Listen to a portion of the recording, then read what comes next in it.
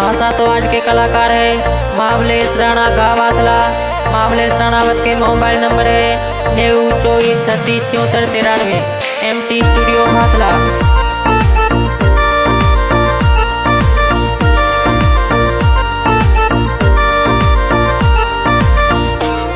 अरे बाजा बाजे रे डूंगर में बने तने ले बनने आयो रे ढोल गेरा बाजे रे शादी में गोरे तीनों ले बनने आयो ले बनने आयो रे साजा बाजे रे डूंगर में गोरे तीनों ले बनने आयो रे ढोल गेरा बाजे रे शादी में बने तने ले बनने आयो रे राजा बाजे रे डूंगर में गोरे तीनों ले बनने आयो।